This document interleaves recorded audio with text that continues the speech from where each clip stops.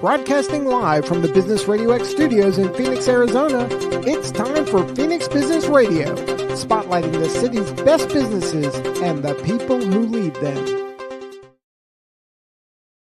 And welcome to Phoenix Business Radio, broadcasting live from the Max 6 Entrepreneurial Center right here in Tempe, Arizona, where we help build businesses and connect you with the right people. I've only been with these people for the last 3 minutes, and I know they are the right people. I'm super excited about this conversation. And it's only Thursday, right? But I'm feeling like it's a Friday afternoon because we're just having a lot of fun in here, and it feels like it's just that kind of a day. So please help me welcome Drew Shaw. He's the founder and CEO of Voice Threads, and Christy Moore, who is founder and owner of Social Spin. Welcome to the studio. Thanks so much for having us. Yeah, thank you. It's a pleasure. Clearly, you two know each other. Know and love. For a little, we've known each other for a little while, yeah. I love it. I could see the energy and the synergy when you two walked in. And I want to give a shout out to Kendra Maples, who has her show Culture Crush here at the studio. She also is our podcast engagement coordinator.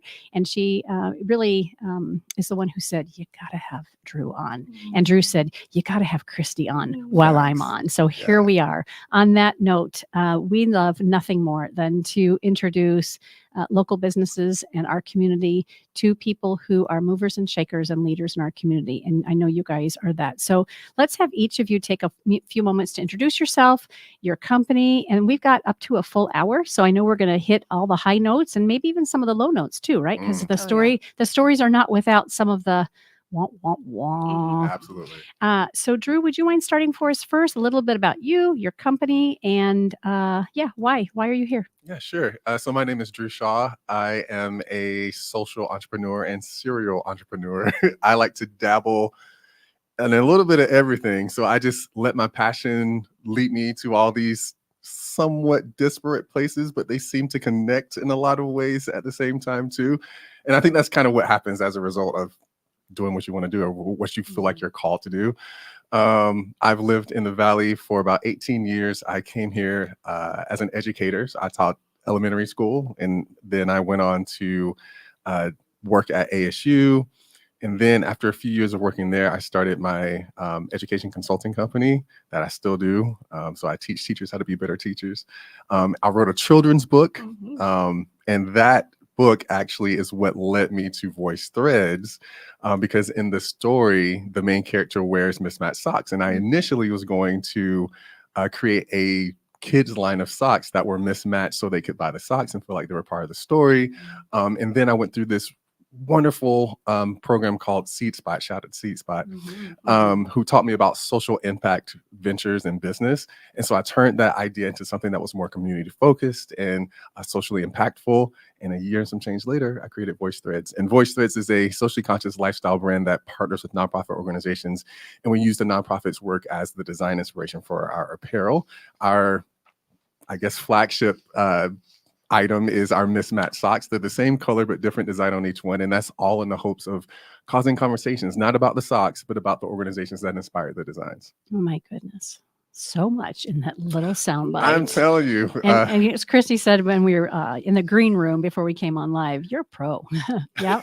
He's a pro. I can see that. Yeah, for sure. So I'm an educator as well. I always thought that I wanted to be a teacher, and I was in the Kyrene School District for years. In the early to mid 90s, went on to be an assistant principal, also a children's author, wrote my book in 2010. Come on. Yeah. And then it's funny because all that led me to owning the studio too. So we'll have to get to know each other better, not only today in our conversation, but also offline, because I'm sure we have a lot in common. Christy, introduce yourself. Looking forward to hearing about you and Social Spin. Thank you. So I am a social worker by profession. My husband and I were moving into our new tiny home, and we had sold our existing washer and dryer in preparation for the move. And when we arrived to our new home, the washer and dryer were not installed yet. So I had this like third world panic around how am I going to get my laundry done, and decided to go to the nearest laundromat near me. And it had been decades since I went to a laundromat. I had gone with my family as a child and had really fond memories of those moments. And so I was expecting the same at this time. But when I walked into that space, I was overwhelmed by the disconnect between customers to customers and customers to that space. And that night I went home and told my husband I'm quitting my job and opening some kind of laundromat that will have a social spin to it. And he just said, call it that, social spin, and open a chain, not just one location. He didn't say you're crazy, honey. He didn't. It could have gone south real fast. Yeah, he didn't. But it He is didn't. the best. Oh my The gosh. best. Yep. So I quit my job. And here we are 6 years later. 6 years. Yeah, we're embedded in 5 different communities and growing. And we just love what we do, which is really focused on connecting customers to care through their neighborhood laundromat. Wow. Incredible. I also had a moving experience, only I had a 2-year-old at the time and just had a newborn, and we had no washer dryer. And there I went to the laundromat. Yes. And did I mention it was September in Arizona? Yeah. I became a talking point with people who were nearby, but even just to find a laundromat, let's be honest, even to find a laundromat that was near me was kind of difficult. So incredible stories to get us started.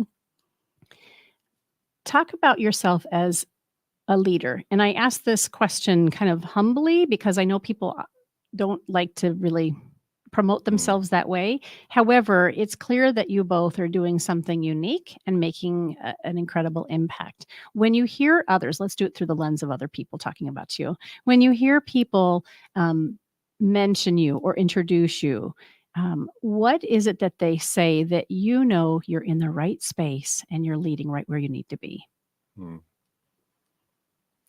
Yeah, I actually spent a good amount of time recently thinking about this, and a good friend of mine, I'm going to be plugging everybody today. A good friend of mine, he's the executive director of Teach for America Phoenix, Steve Erickson. He gave a speech about a month ago, and he talked about integrity. And he said that the root of integrity is integer, and integer is a whole number, or to be whole. And so integrity comes from a place of wholeness and completeness where you can be your full authentic self. And it resonated so much with me that I really want people to say, wow, Drew, he's a person of integrity. He is his full self. He knows who he is. He's complete and whole in who he is. And whatever space he steps into, he's able to be himself and allow other people to be that same and belong and be a part of a community. And so if I hear people say that about me, I'm like, okay, yep, I'm doing the right thing, along with like being a servant and being passionate. That's the thing I think that resonates the most with me when I hear people say things about me and my leadership. I'm also hearing that there's humility in that, and it's not about being perfect. Oh, absolutely not. Perfection doesn't exist. And that's one thing I think as entrepreneurs, you have to realize is like, we can strive for it. We'll probably never, ever get there because we're human beings and whatever we create is going to be imperfect. So, yeah. Christy, how about you? When you think about leadership and folks are, saying something about you, introducing you, what is it that I like the way that Drew put that? What is it that you are acknowledge? You're like, okay, yes, I'm hitting that right spot because I'm hearing this back. This question's intense. Well, it's only the third question in. I love your response, Drew. I always do. Thanks. That's why I consider you a mentor. You're phenomenal. I would say on this social entrepreneurship journey, resiliency has been a skill that I've had to practice a lot, implement a lot, right? So there's a lot of unexpected challenges, especially working in an industry that so potentially could be inequitable, that being resilient and able just to keep on moving has been a skill set that has kept us going, has kept us spinning, if you will. Yeah. So good. And for our viewers on LinkedIn, I apologize. I'm producing and hosting at the same time, and I forgot to move the camera. So Aldo April. Does that name sound familiar to you? Mhm. Aldo says hello. Oh, so So, sweet. but he didn't get to see your face because I forgot to move the camera. But I will remember. But I will Hello. remember now. Okay, very good. So let's talk specifically about your organizations and your businesses. Let's go back to Drew. I know you kind of highlighted Mismatched Socks, but is Mhm. there a deeper story to why Mismatched Socks as your flagship product?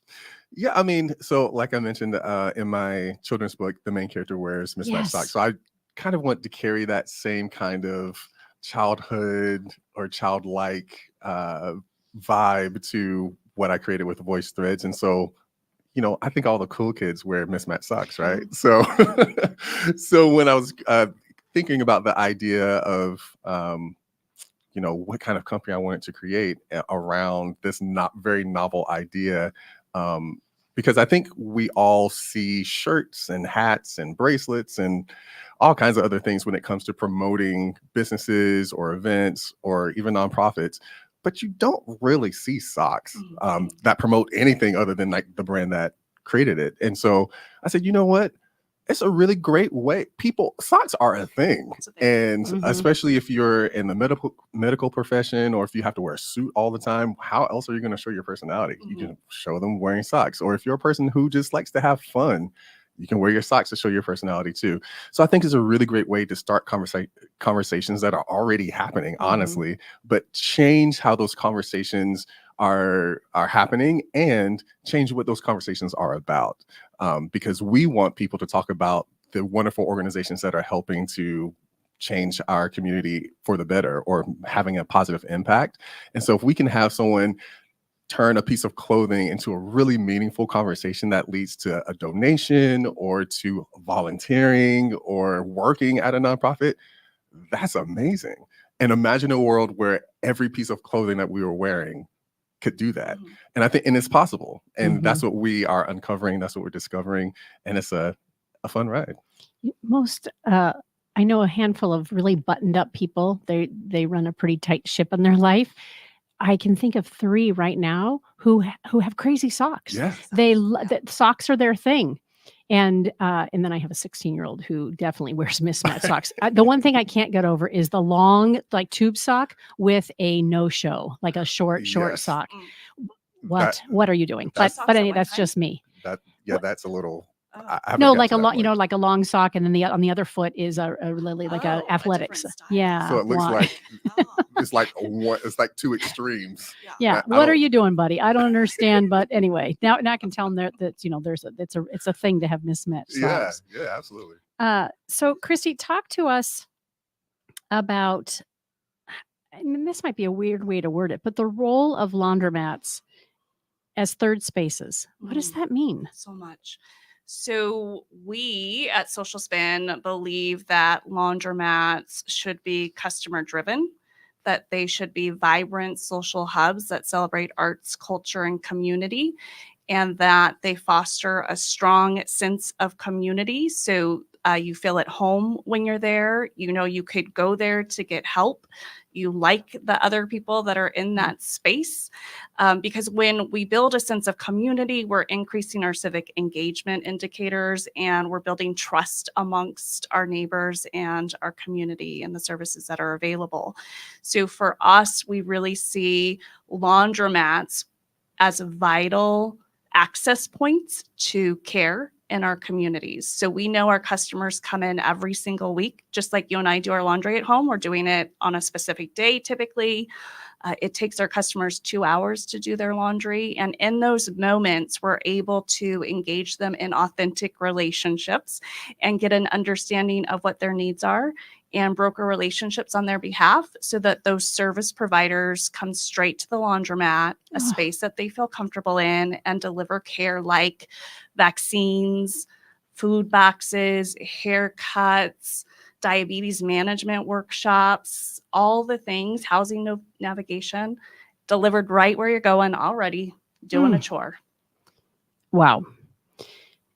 Does that mean that there is a tenant that's always there? Someone, that's probably an awful word, but somebody who's there working at Social Spin the whole time? Because the laundromats I've been to, right, they're all self whatever you call it, Yes. self-serving, but you have somebody there. We're fully attended. Not only are we fully attended, but 100% of our employees are sympathetic towards our customer needs. So 100% of our employees have an unjust barrier to employment. So they're currently unsheltered. They might be in the state hospital. They might be transitioning out of foster care and other cognitive or neurodivergent disabilities. They're part of our team, and they understand the importance that community has. And so we have a tremendous team that is not only listening actively, but connecting them to the care that they deserve. And then those resources, well beyond this relationship that's being built, that they'll come to you. I find that fascinating. Yeah, they come to us. I mean, we have the potential to touch about 100 people a day through just one location. And that is just such a beautiful moment of community building. Wow. And what are you, both of you, so unique. It's just fascinating how you've created this space to serve others. Amazing. Yeah, it's been interesting actually, because when Christy and I were connected through a mutual friend, my friend knew that I was starting up Voice Threads, and I had no partners so far. So my company is built, the model is built around community partnerships and nonprofits. So if we don't have a nonprofit to partner with, we don't have a design to make. And so Christy was actually our very, very first partner with Social Spin.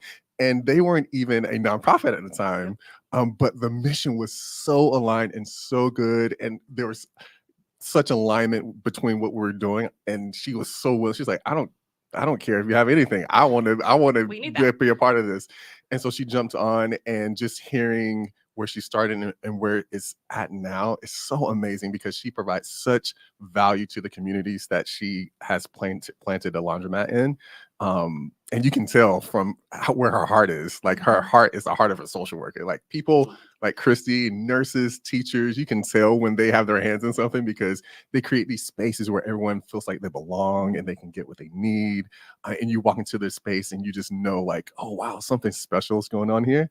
And so even if you don't have laundry to do, just stop by one of the locations. You will see exactly what I'm talking about. They are amazing. And Chrissy's amazing as well. Thank you. And shout out to Troy. Yeah, Troy Potkin, you're the man.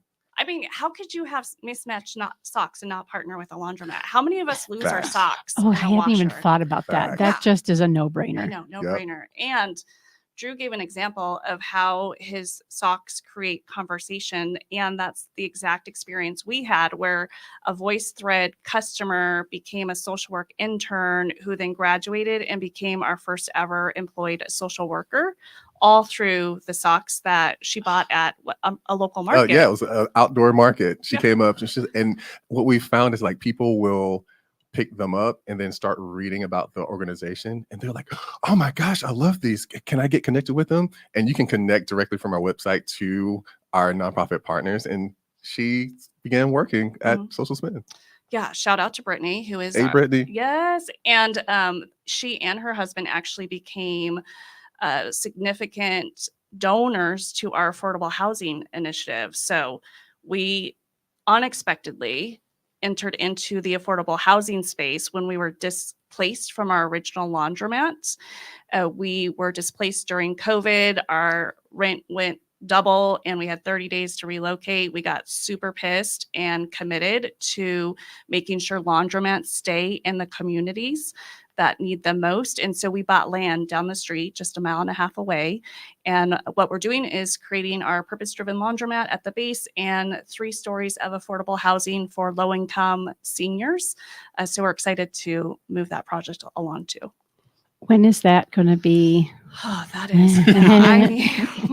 We're hoping it'll be people moving in 2027.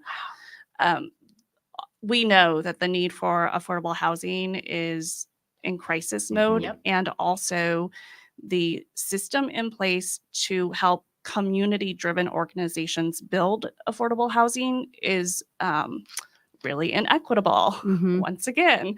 And so it's taken much longer than our community deserves.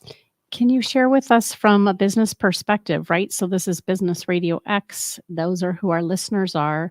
What can the business community do to support you and what you're doing? I mean, how do we all play a role? So many ways. I mean, we do laundry. So we would love, I saw the lockers when I came in. We have laundry lockers. So if you're a business and you want to offer your employees a pickup and delivery laundry service, we're here for you. If you have commercial accounts, we're here for you. Running campaigns within your community, we have great businesses that will encourage their employees to donate an item like laundry soap to a campaign, or host a family, or even leverage the product and service that they have, that their company has for our customer base. And to be clear, I should clarify this. I own and operate the business. So we are a business. And then we have a separate 501c3 that works hand in hand. So it has a separate CEO and board of directors. We work in partnership together, but we're two separate entities. So good. Thank you for that explanation. Wow. And you've already purchased the land, or we did land. Yeah. And that was interesting because we were so new, the foundation, just like months new at the time. Traditional and non-traditional community-driven banks wouldn't lend to us. So we have 3 amazing, generous lenders who trust us to take their funds and invest it for the betterment of the community. Wow. Since that time, we've grown. Our financials have improved, and so we're able to get traditional lending and pay back those lenders. Exciting. Oh my goodness. So much wisdom here in this room. Incredible. Drew, did you tell us how long you've been with Voice Threads? Yeah, so Voice Threads, we actually turned 5 a couple of weeks ago. So you're not too far off from each other. Yeah, we're not. No, yeah, and that's when the journey together has been beautiful. It's literally been together. And it's real talk moments too. Oh yeah. You're like, how you feeling? Oh, okay. Let's just sit down and be real for a second. And that's the importance of community, right? Like, very few people can understand what an entrepreneur goes through unless you're an entrepreneur. And so having these really honest conversations and just venting about what is happening, and then possibly connecting to another resource is so, it just can shift the trajectory of your day, your mood, everything. And so like, every time I connect with Christy, it's like my day just gets better because we resonate on so many different things together. And the alignment is just always there because we just care about the community. We care about people, and we want to see our communities thrive. So yeah, like we get all the celebration. We also get all the hardship in our conversations, for sure. I'd love to sit on the hardship moment just for a couple of minutes, because I think in the entrepreneurial journey, we go through more than the average bear oftentimes. So what would you say have been some of the hardest challenges that you've had to overcome? I'd love to start with Drew, and then if you would share as well. I mean, you've already spoken a little bit about a couple things. Yeah, absolutely. So hardships are not they're not just a few of them, but they're not something that can't be overcome. And that's what I have to keep telling myself. It's like, this is what we do. We problem solve. We solve problems. So one problem is just selling socks to people in Phoenix in the summertime. But that's what I tell myself. It's like, if we can sell socks to people in Phoenix in the summertime, we can sell socks anywhere, literally, because nobody wears socks in Phoenix in the summertime. So that's one. But then 2, when we started, we were a year in business before the pandemic hit. And about half of our revenue came from in-person events. And during the pandemic, there were no in-person events. And so we had to really I had an opportunity to really sit and think about, how else am I going to have this work? So we did a Kickstarter campaign, and the community showed up, and it really helped me understand that people support organizations and businesses that have a focus on people and making sure the community has what it needs to connecting people to resources and to causes that resonate with them in their lives. And so that really made me feel good. But it's always, I think any business owner will tell you, revenue is a hardship. Money. Cash flow. It's a hardship. And my background is in education. I've never sold goods ever. And so just that learning curve of how retail works and convincing people that what you're creating is worth having is a hardship in itself. And having people sometimes not agree that what you have is worth having is a hardship. So yeah, I just think having to have conversations with myself that, once again, there's no problem too large that you can't overcome, especially if you know the right people. And a lot of us, we tend to be like, oh, I just need some more money to solve all my problems. But it's often a people issue. And then also just knowing that whatever comes my way, I can't turn back. I've come too far to down this road and realize the impact that I could make just by trying to live with integrity and trying to live purposefully and creating platforms and products that serve the community. What is there to go back to? I have to follow this road. And so I kind of mixed in the hardship with like what my own pep talks. But yeah, those are just a few of the hardships that that I've had to work through over the past 5 years of Voice Threads. So and there will be more. Oh yeah, absolutely. Absolutely. Yes, we know this. And I'm not too far ahead of you guys. I've had the studio for almost 7 years this coming April. Congrats. Thank you. Yeah, I had sold another business and I was like, okay, well, what's next for me? And this just made sense. Yeah. And boy, I've, COVID, we can all collectively share that pain point. And like you have shared, hardships shape us, and that resiliency piece that you spoke to, Christy, that's everything. So when you hear Drew speak to his hardships, is there something specific or a couple of examples for you as well that you'd be willing to share around some of the challenges you guys have had to overcome, either expanding on something you've already mentioned, or are there other cobwebs in the corner? Ours are, so we try to be anti-racist, which is so important in our industry, which I think is an industry often overlooked, like laundromats and laundry. We don't think about it, even though we use it every day. So I'll give you an example. I am part of laundromat owner forums on Facebook, and like the next day after another young Black man died at the hands of cops, there was a laundromat owner in LA who posted on the forum that there was a homeless man, Black man, who was refusing to leave. And it was an hour past their closing time. He called the police and the police wouldn't be there for an hour. And so he's questioning, what should I do? And before I woke up, like there were 40 comments, disgusting comments from other owners, like turn the cameras off and beat them up, or good thing I'm not there. But the one that created this sense of urgency around transforming laundromats was call the cops back and tell them that he has a weapon and he's a threat to you. Even if he didn't? He did not have a weapon. Oh my gosh. And all he was doing was trying to sleep. Like, I'm getting emotional. So our struggle, cash flow, are you kidding me? Capital, are you kidding me? You do branding so well. There are some sexy sock photo shoots, which I absolutely, so selling, yes. For us too, it's also about how can we encourage other laundromat owners to put people over profit, which we do here right at Max 6. And shout out to Conscious Capitalism and the founders, Adam Goodman and Heidi Janenga, and all the beautiful people who are in this movement.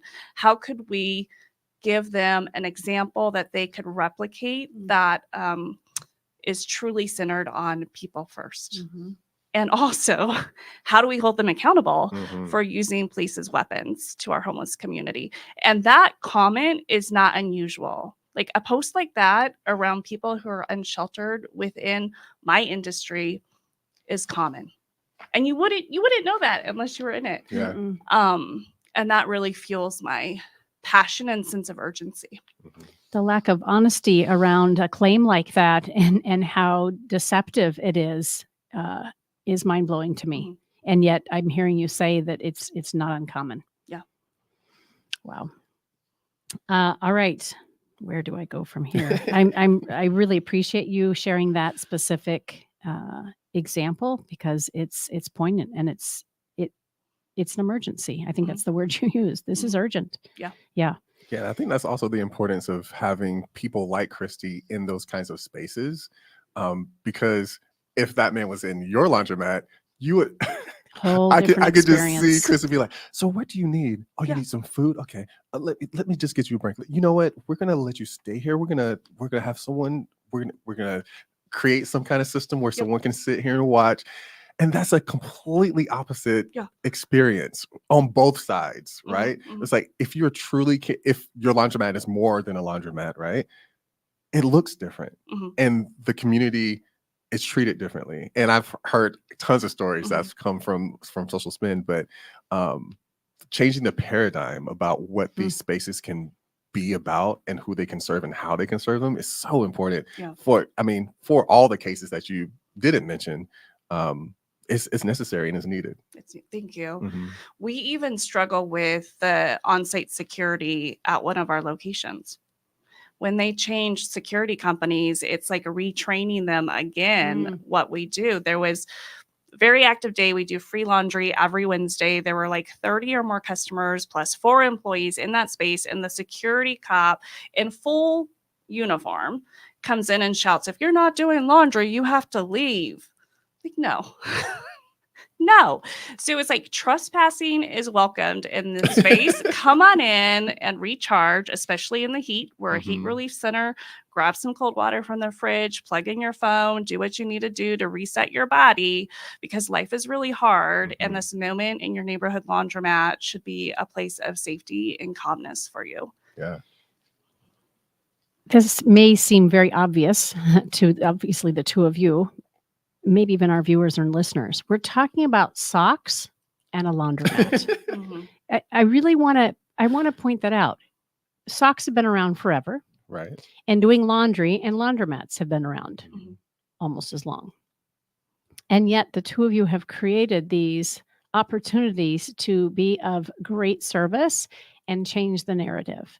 So for our listeners and viewers, right? What can we be doing within our existing business and our existing community to change the way that we support each other and love each other and care for each other? How hard is it to offer a helping hand? I'm really blown away. Can each of you speak to what's next for you? I think you kind of plunked a few little indicators of what's going on. You talked, of course, about your building coming up, and you've got a couple things happening as well. Drew, you want to start for us? And let's focus on that. And again, and I mentioned it to Christy as well, how can our business community and our educational leaders and our civic leaders, how can we best support what you're up to? Yeah, for sure. So we are always looking for new nonprofit partners. But even more than that, I think that we're looking for businesses and individuals as well. We dabbled in a really cool model right after the pandemic, where there were 2 ladies who advocated on our behalf and got some private donors to sponsor a production of socks for 2 local nonprofits. And so they gave us money kind of as like marketing, but it benefited these nonprofit organizations. So so in that way, it kind of fed both the for-profit and nonprofit like wings of the community, which I found to be like a really interesting cross-section, like socks connecting these 2 things. But it was great because we didn't have to front the money to produce these socks. It costs us a lot of money, and it takes a long time to produce socks that are customized the way that we do them, and they're eco-friendly, and they're made in the United States. So yeah, high quality stuff here. But yeah, so we're constantly looking for new sponsorships like that. That model is great, and I think it benefits so many people. But we're also expanding our product offering. So we're doing shirts now. So we are now finding nonprofit partners for shirts. We just released a new shirt by a nonprofit, or inspired by a nonprofit called Purse Impressions. They donate bags and purses filled with essential items to folks who are just exiting rehab. Amazing organization. Look them up, Purse Impressions. And so we're expanding that. And then in the new year, we're going to be adding on other apparel like hats, and I don't know what else, but hats are next on the list. But we're constantly just in this expansion mode, and we have partnerships outside of Arizona coming up as well, facilitated by wonderful people like Christy and other community folks. But yeah, we understand that our we want people to have an affinity for the communities where they live. And so we don't partner with national organizations. We will partner with like a regional organization that has like a national umbrella. But we want people to fall in love with where they live and find ways to direct their generosity with an organization right around the corner from them. And so if there's opportunities where you think there's some synergy between us and those nonprofit organizations, reach out to us. We're always open to have a conversation. But in terms of like how the business community and individuals can help, buy some socks. That would be really, really, really They're helpful. great gifts for They are corporations. phenomenal gifts, It's a especially for great the time. holiday. Yeah. We got lots of deals happening too, so do that too. Before we go to Christy with, again, what's kind of in your future and what are you guys working on beyond what you've already shared, having the socks produced here in the U.S. is no small feat.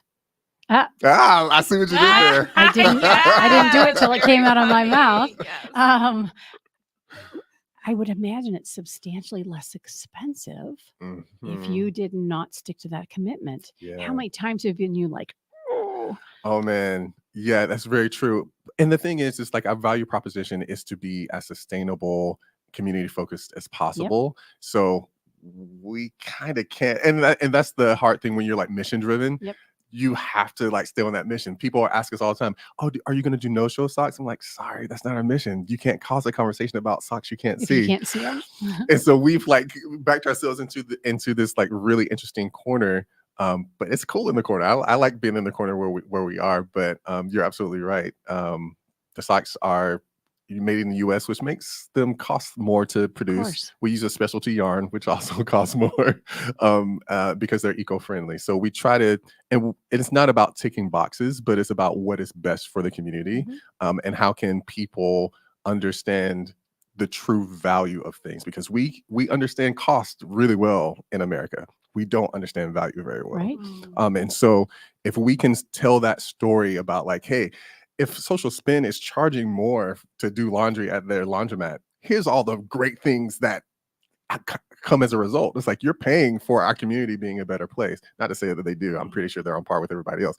But if that was the case, those are the kinds of stories that we need to be telling, because we live in Walmart. We live in a Walmart society where we think everything is cheap and we just want things now. That's not what's best for the community. That's not what's best for the environment. It's not, and subsequently, it's not what's best for us. And so, as a business owner to other business owners, really take a look at how you are walking the walk in terms of sustainability, how you are walking the walk in terms of how you're treating your employees and your customers as a result as well, because it'll tell you a lot. And ask them about what they think about you, and then dig even deeper and spend some money to actually do the work in the community as well. Yeah. Wow.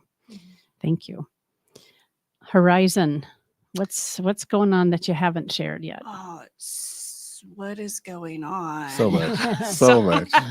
So I am not a big thinker. I actually get stuck in a lack of abundance thinking, which Drew and I have talked about a lot. Surprised by that. I know. I really have. But you're working. It sounds like you're working on it, because you've got me. I surround myself by people who are so much more talented in that space, because like 5 locations, and we've got national partnerships who are very much interested in us expanding our model into their states, and that feels really scary, but also the team is like super eager, which I absolutely love. So that could be coming up in the future. We do see our growth strategy though as being at the base of affordable housing. You know, we really believe when you put a purpose-driven laundromat in a community, it instantly connects neighbors, and it instantly connects neighbors to resources. And that is just a beautiful thing. So we see our growth happening at the base of affordable housing developments. And we are bringing together like-minded laundromat owners in a space of community of practice to show and support each other in our purposes. We do consulting for other laundromat owners now, and we just want to take it a step further and build a whole community around like-minded people doing beautiful things. Love it. I'm fascinated from the origin story to now you really being clear about, wow, this is a great fit, the laundromat at the base of affordable housing. That's phenomenal. And happened by, I'm sure not accident, but accident. Like Right. when we were moving through You were the led. motions. You were just we were right. just led there. Yeah. And it feels right. It's perfect. Because what it allows is more space in those units. Yes. It also decreases costs. And love everything about it. You spoke a bit ago, and maybe there isn't a deeper response to this at this time or at all, but I think I heard you say that communities, some of the communities that you've been in, laundromats are not welcome, or laundromats are not seen as something that we need to have in a community. Oh yeah. Am I Yeah, especially with that? gentrification. Like our neighborhood laundromats are going away. I was just speaking to an author in Canada, and they only have 1,200 laundromats in their country. What? Huh. Like How many we have as a reference? I don't know how many we have. Okay. We are more than not that, though. there yet, but we experienced it, right? So we are very much committed to owning and building now as a result of being displaced. And because laundromats are so much more than doing a task, again, it's about that sense of community. And we're very much committed to keeping those in place. Mm-hmm. I do say that oftentimes laundromat owners are male, pale, stale, wealthy individuals who are completely disengaged from their business because they've automated it, which creates a disengaged community and customer base. And really, there's so much inequity in our industry. It's so expensive to enter into the market. And yet we're serving some of the most vulnerable neighbors. And there's got to be a paradigm shift in the laundromat ownership space. And so we're thinking through employee-owned co-op models that could work and fit within our purpose better. It's fantastic. You gave a shout out to conscious capitalism a bit ago, and Scott McIntosh was the one who brought it here to Arizona. Yeah. Not too long ago when we were at GCU, I don't know if you guys got to go watch the documentary around the carpet company who went completely zero, completely sustainable and of such a wasteful industry. It was fantastic to really see the story and the leadership that you just described. That's kind of typical for some of the owners, or most of the owners anyway. I think we do a disservice when we don't see that people can change, right? We have to be educators. We have to lead and guide and step outside of our comfort zones, which you both have done clearly over and over and over again, to take a stand and say, this is not okay. This is not right. And I just think of that documentary that we saw, and I apologize for not remembering the name of it. But this gentleman, this wealthy, long-term business owner, was able to say, based on, I think he had heard a speaker talk about how important it is for us to save our earth. He went, oh my goodness, I own, a massive company that is doing our earth a disservice. And he shifted, I think it was over, 20 something years, maybe longer, long after he was here on earth. So let's talk about the importance of education. And in addition to the organizations that you guys are responsible for, how can you encourage leaders to educate themselves around community concerns that are important to you two specifically? Yeah, I think going to, talking about changing people's perspectives and minds, it's amazing how some customers will come up to us and be like, oh, you know what? The only socks I have are like white, black, navy blue, maybe brown. And then I was like, you know what? Just take one. Shout out Adam Goodman. You're the person who I'm talking about. And you put them on and you're like, hey, you know what? This isn't so bad. Actually, this is kind of fun. Have style. I'm surprised Adam wasn't rocking mixed match socks before. He just didn't know it was inside of him. That's all. He didn't know it was in there. But now he has literally every pair, I love that. every single one. So, but yeah, people can change their minds, and it's all about what kind of interactions do we have with them? Are they positive ones? Are they educational ones? And for us, it's about how do we create these touch points along the way where we're teaching them about, like, because of course on the back label of all of our socks there's information about that nonprofit organization, so that when someone sees them wearing the socks and someone's like, oh cool, what's that about, they can tell them about that nonprofit organization. So that's connection one. If someone sees us on social media, we're always talking about like, hey, these socks are socially conscious, they're sustainable, they use this kind of yarn. Our shirts are made out of recycled plastic bottles in an ethical factory in Haiti. So those kinds of things help people, and that's where the world is moving anyway. So to be doing it without having to be made to do it is one thing as well.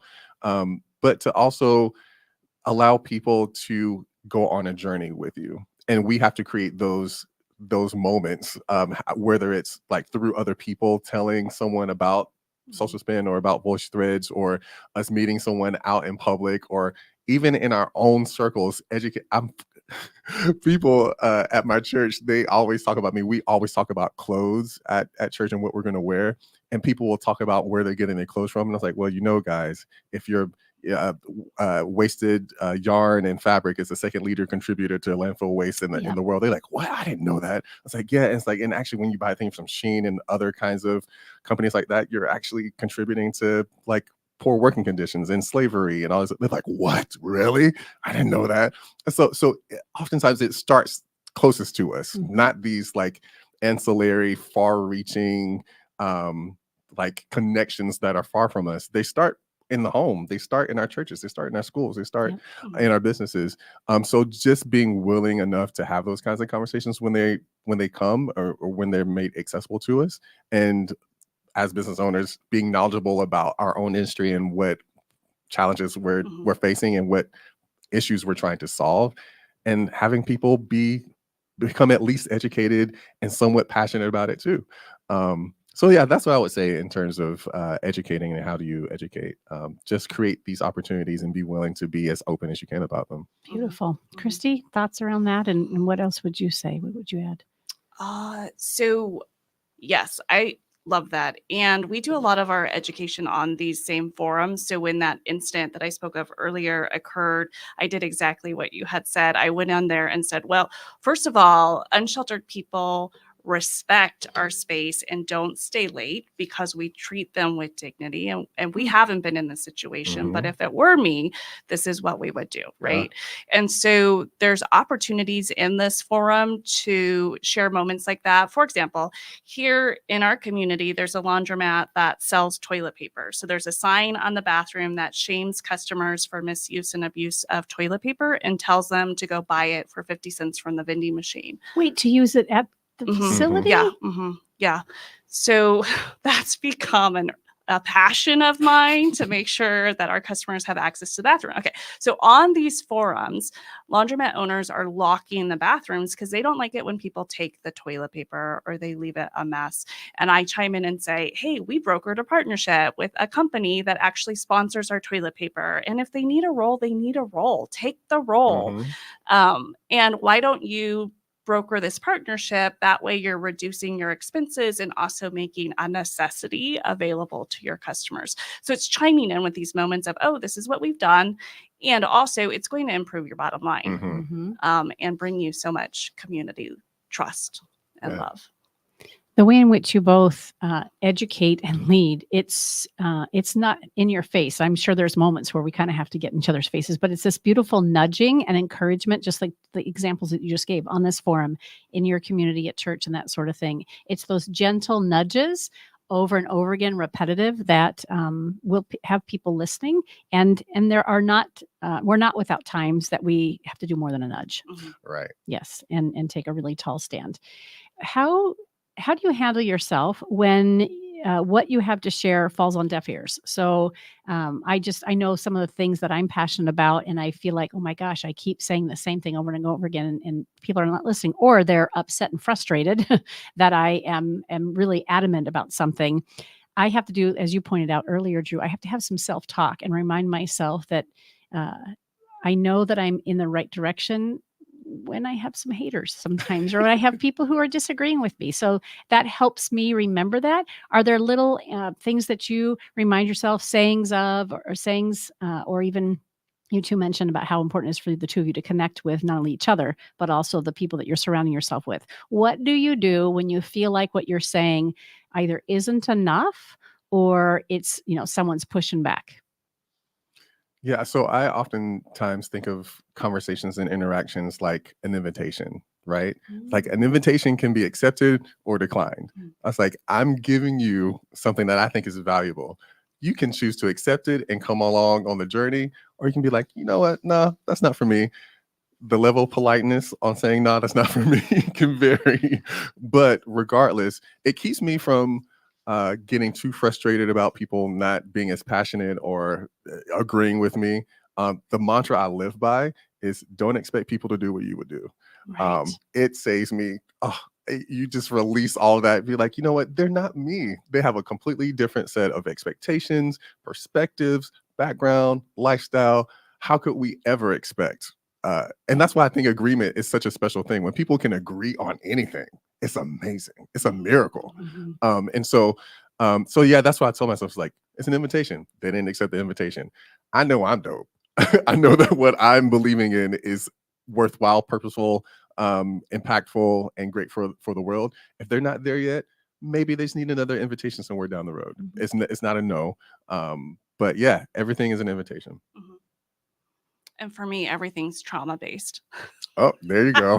Okay, So tell I us think, about that. like, as a social worker, we practice a person in the environment. So it's this clear recognition that people are showing up in ways because their environment is impacting them, right? And so we think through how can we help eliminate those barriers to their environment to accessing care, which is our whole model.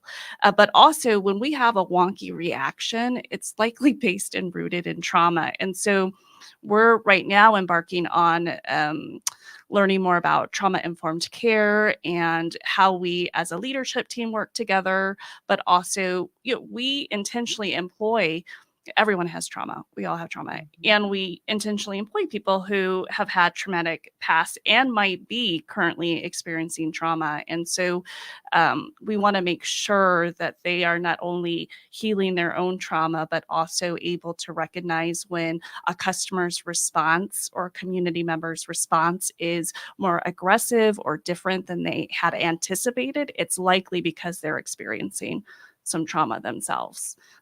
So just like we just recognize life is really hard. Yeah. Life is hard, and we're here for you. Yeah. That's great. The other thing I'm hearing and thinking about for myself is to continue to stay curious. You both have really helped enhance that for me today. Stay curious and listening to not only what other people are experiencing and not taking it personally, also curious about how else I can better serve. I do serve a lot already. And sometimes I do the life is hard and I don't have any more capacity. I don't have any more room. Well, that's just a story I've been telling myself because I think there's always more room. So thank you both for that. This has been a fantastic conversation today. And I'm so honored and excited that you would, one, accept our invitation to be here to share your stories and also your willingness to say, how can the community rally around what you're doing and support. Hopefully you've sparked an idea or some sort of support today. If we could end up the segment today by having each of you share what's the best way to stay in touch with you, social media, email address, website, whatever it is. You don't have to have all those things, but just what is the best way? You guys know what that is. And then we'll close out for today. I've got one more question for you afterwards. Oh, okay. Yeah. So for me, I'm on all the social, well, not on Twitter/X. I'm never on there. I could never do it. I wasn't, I feel like you had to be like an early adopter or you had to like have it be a part of like your initial set of social media. And I just wasn't one of them. And it's hard. Anyway, so don't hit me up on Twitter. I won't be there. But any of the other platforms, just look up either Voice Threads, VOYCE Threads on any of those, or you can go to our website, voicethreads.com. Look me up on LinkedIn, Drew Shaw. You'll see my face. Yeah, and that's pretty much it. Yeah. Fantastic. Yeah, same. Social Spin Laundromat or Social Spin AZ. Our tag is Wash with Care, and our website is socialspinlaundromat.com. Fantastic. Given that we are Phoenix Business RadioX and pretty well dialed into a lot of leaders here in the community, not everybody, I keep learning and meeting new people. If we could close with what introductions do you need? When you're thinking about what you're doing, who is that one person or that one industry leader or that particular company, or I don't know what it is, but Do you have somebody that you is not yet in your sphere that our listeners and viewers and perhaps even me can help get you in front of the right people? I don't think that I don't think there's one particular person or business.